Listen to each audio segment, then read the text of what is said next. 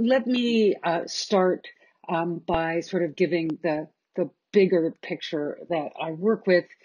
So on my view, a theory of social change is a necessary part of an adequate social theory for societies or complex dynamic systems, and they're constantly changing. So to understand society, we must understand both the homeostatic processes, those processes that preserve some form of stability, but also the dynamic processes, the interacting forces that explain the evolution of society. So I'm going to share my screen just for 1 second, for one slide, so that you can see the basic picture. I think that people often find it difficult to think of complex dynamic systems. And so here is a system, it's a protein, I think, or something, but there are complex dynamic systems all around us. I mean, our bodies, our brains, the society, the ecosystem, etc. And as I understand, societies are, and as I understand these complex dynamic systems, they have an internal structure. And this structure has a dynamics to it that is affected by multiple different forces. So the structures consist of nodes and relations, and those relations are established in practices. So the nodes are going to be, like, for example, I am a mother of Isaac. And so that relation is one of the bits of the structure, but more often we're interested in it in a more general way, not just Sally's the mother of Isaac, but what it is to be a mother.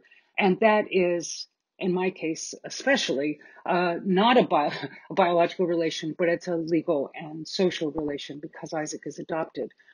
And these social relations that form the nodes and edges in the structure are formed, on my view, by participation in practices. That's the big picture. So we do have to understand the dynamics of systems to understand societies in order to understand societies at all. Now, at the present moment, however, I think there's a particular pressure to understand social change because in many social contexts, things seem to be changing for the worse.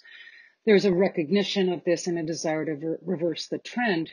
But how do we do it? What are the levers for change? Who has access to them? How can we gain access if we don't have access already? And a social theory that highlights the possibilities for change can perhaps guide our resistance. However, one might argue that we don't need a theory in order to engage in the political movements for social change. So I suffer this critique quite often because I am so ontological, metaphysical, and they're going, "Oh, whoa, do you really need all that?" And I agree. Some kinds of theory are so abstract that they don't help us at all.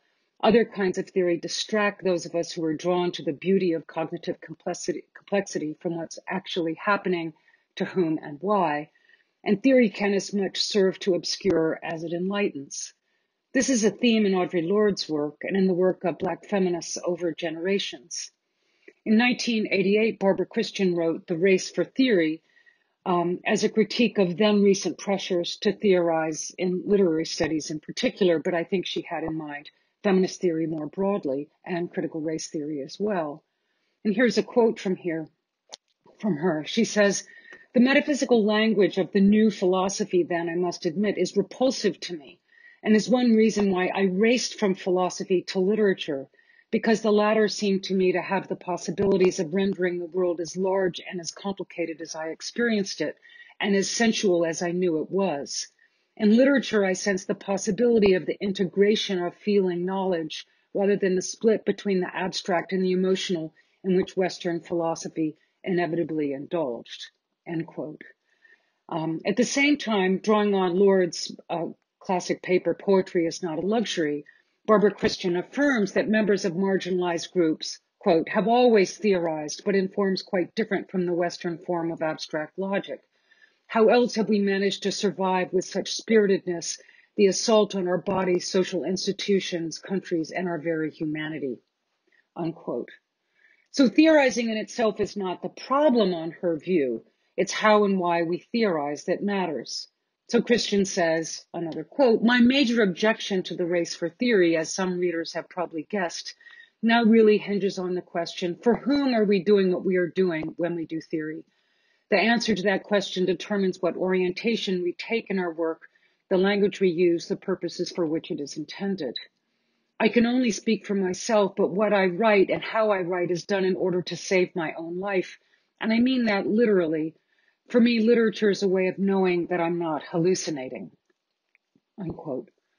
So this, I think, is where much of critical theory begins, in a sense of the social world being intolerable and a refusal to take it as all there is, as reality, as given.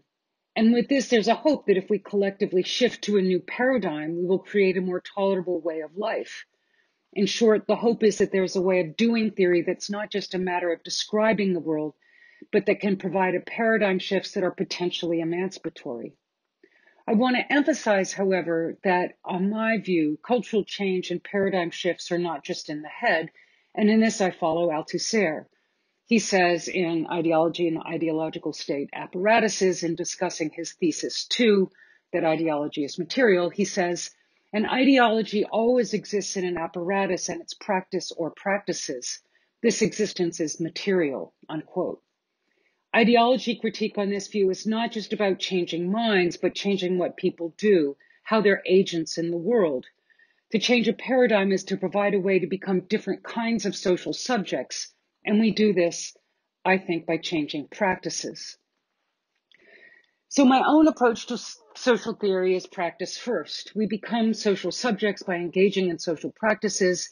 They constitute the social relations. I just, give you a picture of this: teacher-student, worker-boss, parent-child, and networks of these relations form structures.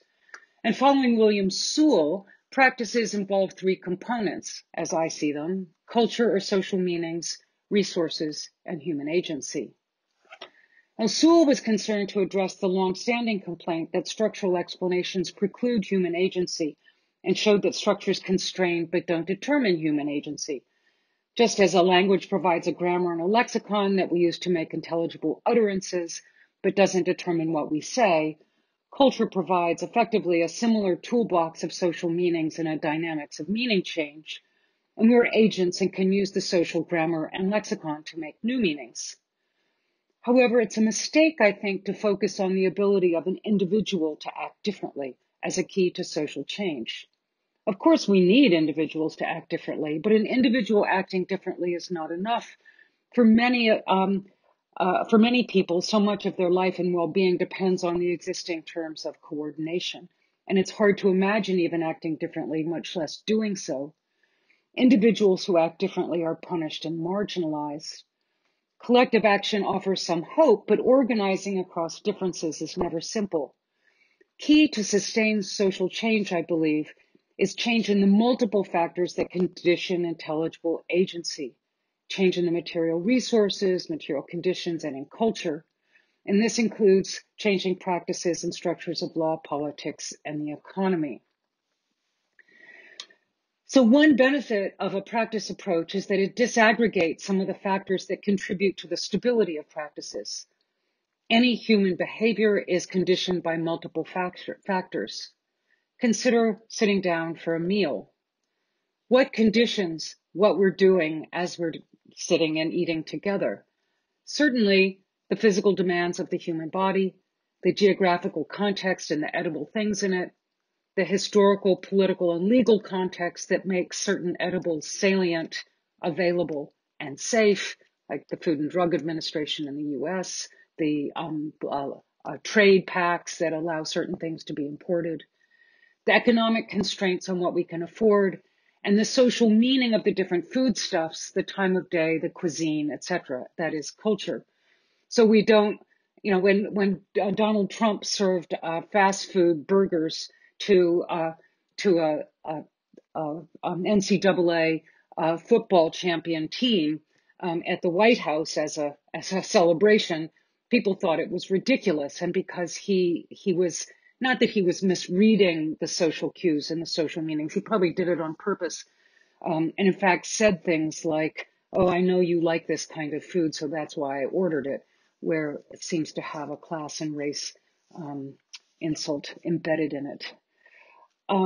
So these different factors are co-integrated. They each influence the other in systematic ways, but they each have some degree of autonomy.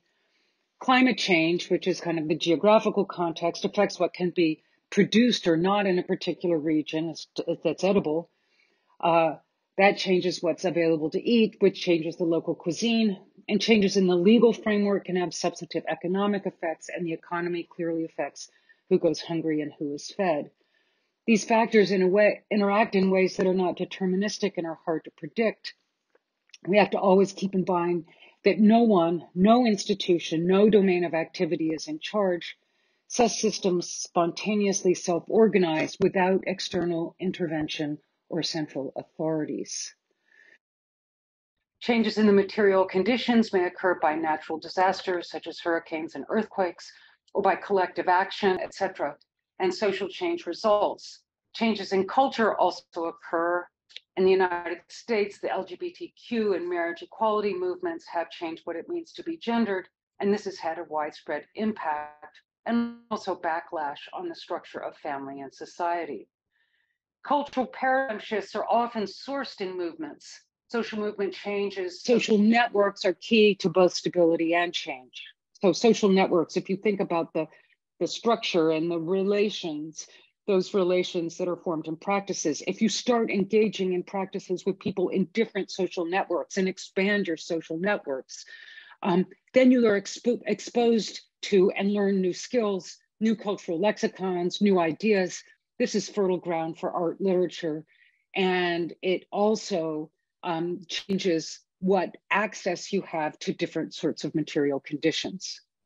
Okay, so change in networks is known to be something that has a material effect on the practices that we perform. All right, so I'm running out of time. So I just want to emphasize here some things that I've already said. To promote social change, I think we should focus less on changing individuals and changing minds, and focus instead on changing the terms of social coordination. You don't need to change everybody's mind to change the terms of social coordination, because so much of what we do mindlessly or thoughtful, without much thought. We do it because the architecture or the road design or such is a certain way. And so changing the material conditions can change how we coordinate. And also when groups of people start to use terminology or use images or such in new ways, that has an effect of changing minds, but you didn't have to change their minds first before you change the social meanings.